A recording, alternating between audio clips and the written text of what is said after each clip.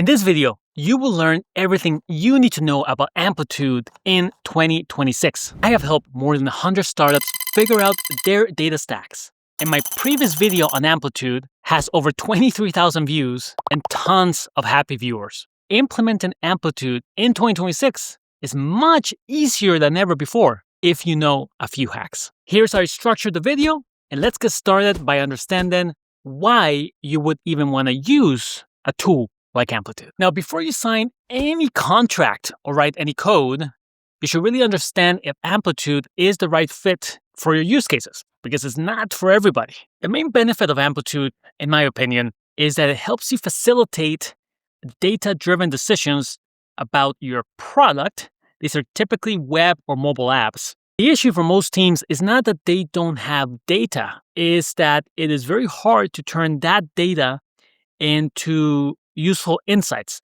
It takes a lot of time to build reports and dashboards and try to figure out what is going on.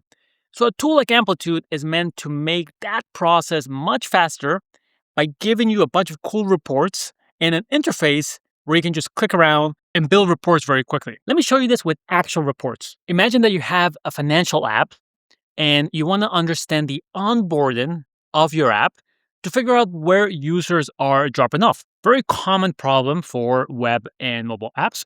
In Amplitude, we could go into a report called funnel right here, and then we can take our events, which are the data points that correspond to key user actions, and create this chart in 60 seconds.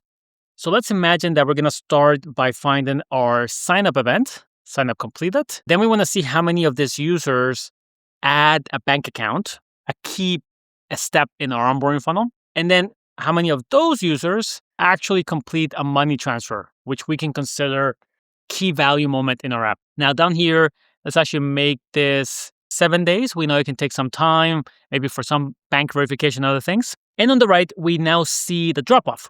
We can see that from step 1 to step 2, only about 20% of users actually add the bank account. And then from step 2 to step 3, it says 13%, but this is actually the conversion rate of the overall users, the 241 here. The actual conversion rate in this step is actually 69%, as you can see here.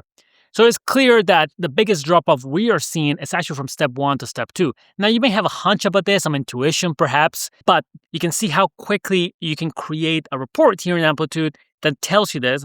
And then from here, we can keep breaking the data further until we find out what we need. Perhaps we want to know if there's a difference by sign-up type. Let's take a look at that. So we can see that the SMS sign-up type seems to have a higher conversion rate as well as the other.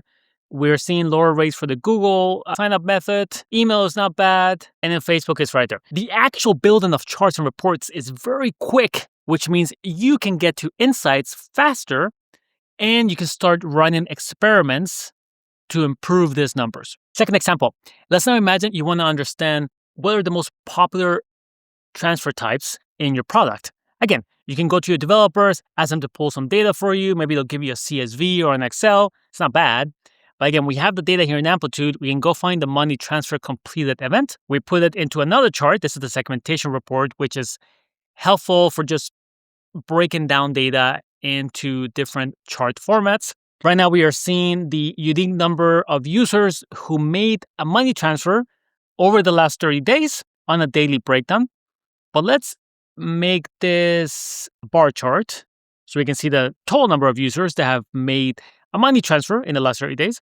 And now we can break this out by a property called transfer type, which again, you're passing all this data into Amplitude for the most part. And now we get to see what is the breakdown of transfer types compared to each other. And of course, we can play around this even further. From the moment you had the question to the moment you get the answer, it might be a 60, 90-second thing once everything's already inside Amplitude. Let's do one more example. Let's say you want to look at the number of signups by the marketing source. So we can go find the same event we saw before, sign up completed. And now in this case, we can go find the UTM data. This is the UTM parameters that you'll see on web, mobile is a whole different conversation. And then we'll break it out by UTM source. And now we can see of the signups we had in the last 30 days, which ones belong to Google or which ones are attributed to Google is a better statement. Which ones are Instagram, Facebook, or anything else like other, which could be direct or organic. Amplitude is meant for non-technical users. That is, you don't need to know SQL to do all the stuff I just showed you. You will need developer help to get data in, but the platform is meant to be really easy to use. And as you can see, in a couple minutes, you can start to build helpful reports. Let's now talk about how to ingest data. So maybe you're sold on the functionality, but how hard is it to get your data into those events and event properties we just saw before? The key thing to remember here is that the quality of your reports, that is how easy it is to build things, really depends on the quality of your data. I have seen Amplitude projects with terrible data, and nothing that I showed you could be done, making the whole tool basically worthless. I implemented my first Amplitude project now 11 years ago, and back then it was hard. Today it is much easier, and I want to share a few hacks that will speed up your implementation so you can get to those insights faster. The first thing that is relatively new, at least in the last couple of years, is auto capture. Now, auto capture is something that Amplitude has deployed to automatically collect certain events in your app. For example, on web, which would use the JavaScript SDK, here is what Amplitude can collect. One, you have attribution data. These are the UTM parameters we saw before, very handy. You have page views, sessions, form interactions, typically when a user starts a form and then also submits the form. Caveat here, a lot of web forms today on websites are not pure vanilla HTML. So you will have to test this to see if this works with your forms. File downloads, element interactions, which will apply to any kind of buttons or call to actions. Page URL enrichment, which if I'm being honest, I'm actually not 100% sure what that is. I never used that. Network tracking and web vitals, which tends to be like web performance, which may or may not be useful. The cool thing about auto capture is that you don't need to do much. You just simply enable it when you copy and paste a snippet for your web app. It can ingest all these events. And each event is going to have corresponding event properties. For example, the page view will contain things around the URL or the domain of the website or the page title. And if you look at the mobile SDKs, this is the iOS version, we can see similar things. You have sessions, you have app lifecycles, which typically correspond to when users open the app or when they put the app in background or foreground. You have screen views, which is the equivalent of page views on mobile apps. Element interactions, same thing. Frustration interactions, kind of like rage clicks, dead clicks, gives you maybe a little bit more insights into how users are interacting with your interface. And then network requests, which again, may not be that useful. Auto capture isn't perfect. If you have very strict privacy requirements, you may want to double check what's actually being collected because it's kind of like a vacuum. The moment you enable it, it just ingests a lot of data. And if you have a lot of users, you will get millions of events. From a pricing perspective, which we're going to see in a section soon, it doesn't really matter too much, but it's something to keep in mind dependent on your specific requirements. Otherwise, I think it's a great starting point to start to get interesting insights into Amplitude, and then you can follow that on with some custom events. For anything that's not captured by the auto capture, we need custom events. Now, I have created this tracking plan, and you'll see a link in the description below. It's free. You can access it. Effectively, you want to go through and note what events would make the most sense for your product. Many of the events we saw in the previous section, like the sign up completed, or the money transfer completed, or the add bank account, are not going to be handled by the auto capture. So you need to implement those manually. The way you use a tracking plan is you define the key actions in your app. Typical tracking plan will have between 10 and 20 events. And then you define specific event properties that tell you more details about that action. For example, if you're capturing when a user creates an account, you may also want to capture the email of the user, if they use any kind of SSO method like Facebook or Google, first name, last name, when they were created, and so forth. Just think of what other details will tell you more about this specific action. You also have a third concept, which are called user properties, and these are properties that describe the user. First name, last name, email, gender, location. Keep in mind that SDKs will typically capture some things for you out of the box, such as browser information, city, region, country. So also double check that, as you may not need to manually pass those. Once you have your events, you typically prioritize them into perhaps the top 5 or 10 events, and then you determine where they need to come from. So an event like sign up may need to come from both web and Android and iOS apps. and they will follow the same naming convention, that is the exact same event property. I have another video on Amplitude where I go into much more detail of tracking plans, so check that out if that is relevant. The third way you can collect data is through integrations. Now, Amplitude today has what would be called a customer data platform, a CDP. It is a very light CDP. It basically just means that it can ingest data from other tools and it can send data to other tools. I want to focus primarily on the sources, which you can see here. So these are all the sources that Amplitude supports out of the box, and each source can send events and event properties into Amplitude. Let me show you a couple. One of my favorite ones is to bring data from a data warehouse. This is BigQuery as an example, but of course, something similar will be available for Snowflake or Redshift or Databricks. And the goal here is that you may have data in your data warehouse that you can then structure into the right format using SQL. And then you can import that into Amplitude to bring in events, event properties, and user properties, and to do this on some kind of schedule, perhaps every hour or every 24 hours. There is a bunch of work here to make sure the data is structured in the right way for Amplitude, so make sure to check out documentation.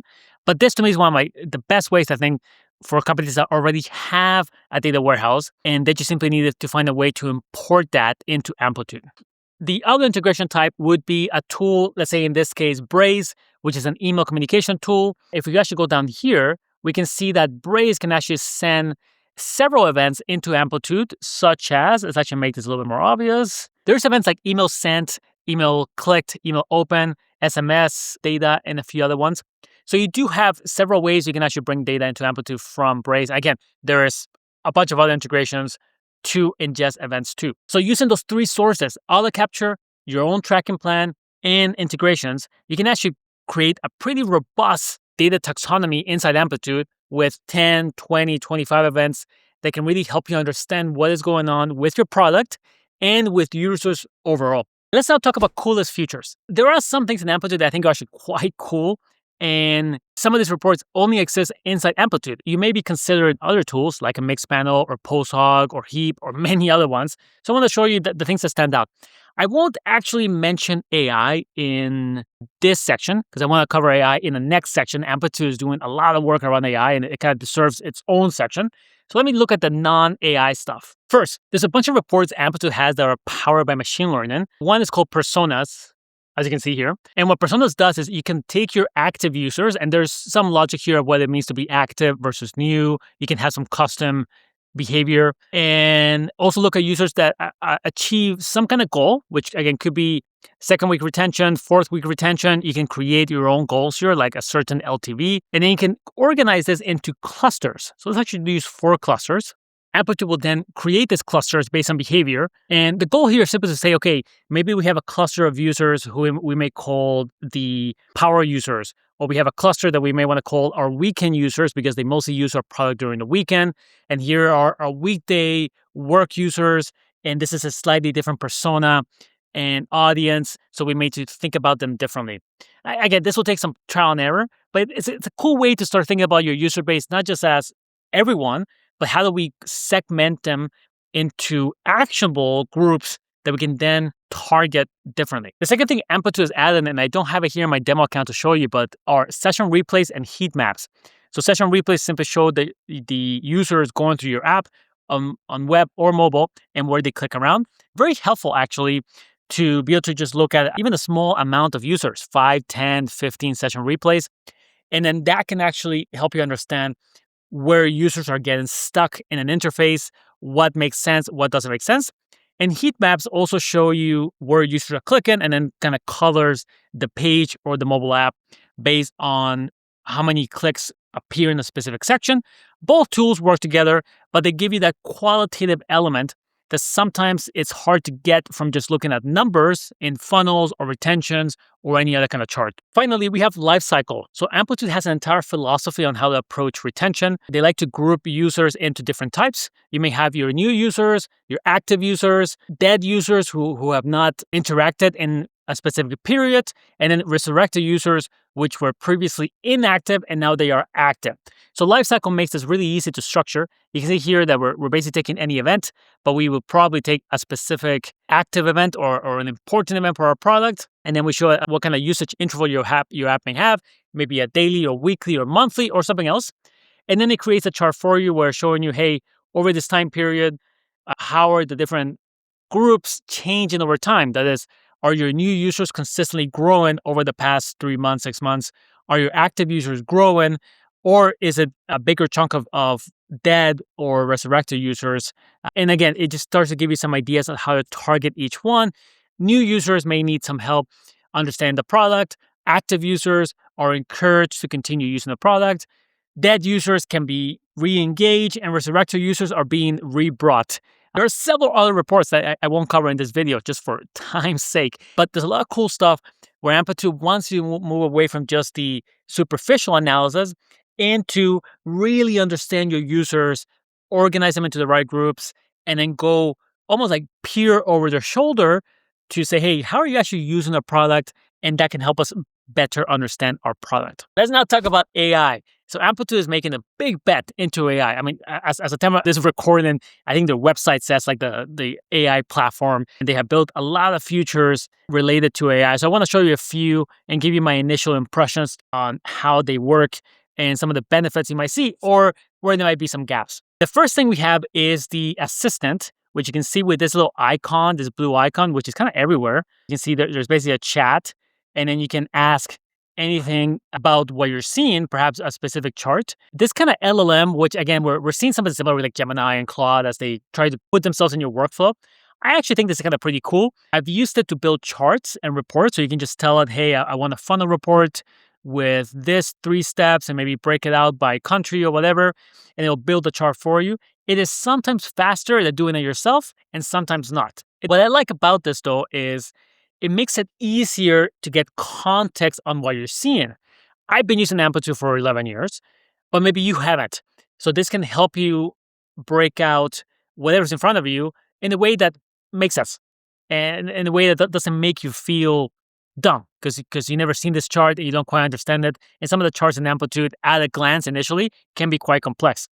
So overall, I like this. And it is available here too. As you can see, you have your threads. You can connect this to Slack down here. So you can actually do the same question and answer through Slack, which I also think is quite cool. You don't even have to come into the interface. So this is the first way Amplitude is adding AI. The second thing to know is agents. So Amplitude is building out different agents, and they have 4, again, as of the time of this recording. You can see Session Replay and the Website Conversion Agent are not available because this demo account doesn't use those features. But if you look at the dashboard agent, what this is asking you, say, hey, take one of your existing dashboards, whatever it is, give it a name, provide any kind of context you care about, and then the agent will run at some kind of frequency, in this case, weekly, and it will look at the data and give you the same context. Be like, hey, these numbers are changing. There's a drop here. Think about this. Think about that. You can send this by email or Slack or Teams. And again, I think the cool thing here is you may not have time to do this kind of analysis. It's not complex analysis, but just having something, in this case, the agent do it for you, can be powerful. And then delivering that context into your inbox, into your Slack or Microsoft Teams is, I think, one of the best ways to start interacting and thinking about the data more, even if you have a very busy schedule. Some of the other agents look cool. I haven't used them yet. Here's a Session Replay agent, which will continuously scan and explore these sessions for you and identify any intriguing insights. Again, the cost of this is kind of low, so it's worthwhile to run it and see what happens. I will still probably want to look at Session Replays myself because there may be some things that the agent misses. But as a way to supplement or support any analysis you might be doing, it could be quite handy. The third thing is you do have MCP, the Model Context Protocol, which means you can connect Amplitude to any of your favorite LLMs. So this is Claude. If we actually go down here and then look at the settings and then connectors, you can see here I have a few MCPs. Connecting the MCP is pretty easy. You typically get given a URL for your Amplitude project. You add it here and then you use SSO authentication, that is your Amplitude username and password to authenticate. And then once you have it, you can ask it about your data. Let's see, what can you tell me about my Amplitude data? My MCP doesn't have access to the demo account, so I think it's going to use it on personal accounts I have. And it will go get the project context. It will ask you for permissions as you go along. So let me ask you about my website, which again doesn't have as much data as the demo account. But you can see it's building the query here for you. We're going to allow it. It will then go run this to the Amplitude resource. So pretty simple stuff. But you create a chart for you. We can open this chart in Amplitude. And again, it just makes it easier to interact with the data using natural language. I'm not seeing this too much yet in my regular workflows. I think it's also partially what my skill set is in relation to Amplitude. But I am very excited about this kind of stuff. I think every company could spend more time analyzing their data, thinking about trends and changes and what it means for them. And anything from MCP to the assistant to agents that makes that easier, I think is a big win. All right, let's finish with pricing. Now, Amplitude's pricing has changed a lot over 11 years. So let me show you what I see right now. So you have a free plan, which gives you 10,000 MTUs. These are monthly track users, which means Amplitude will track for every unique user your app sees. This includes anonymous traffic on your website. So you can easily go over this number. And you get up to 10 million events. The 10,000 MTUs is really the real limit here. The 10 million events you might never hit with such a small number of users. Once you get beyond that, you do have a way to estimate the bill. So for example, if you look at the same 10,000 MTUs on the paid plan, you can see that it costs roughly $200 a month, or what was that annually, like 180, and then it just increases from there. MTU pricing is trickier compared to event-based pricing. Typically with MTUs, you have to figure out what sections of your product you want to track the most. Maybe you only want to track activity after a user signs up or logs in. And you don't want your marketing website because there's so much anonymous traffic. In terms of futures, I do find the free plan has what you need to get started. Generally, any machine learning report like personas that we saw will not be available in the free plan. Those will be available in higher plans. And the plus plan is pretty good as well, right? You do get access to a bunch of other things. We didn't even see the experimentation option in Amplitude where you can run A/B tests. And then the growth plan would be a better fit for companies that have much more volume. In short, though, I think Amplitude has a lot. You can very much grow with the product over several years as your product becomes more sophisticated and you need much more advanced reports. And now that you have session replays and heat maps and experimentation and AI agents, there's a likelihood that what you need is within this same platform and you won't need to go buy any other platforms to analyze your product. That's all I have for today. As you can see, Amplitude is fantastic for those teams that want to make more data-driven decisions without having to rely on technical skills like SQL. Now, don't stop here though. Be sure to check out the next video that YouTube thinks you will like to continue understanding how to use data to grow your product. My name is Ruben, and I'll see you in the next video.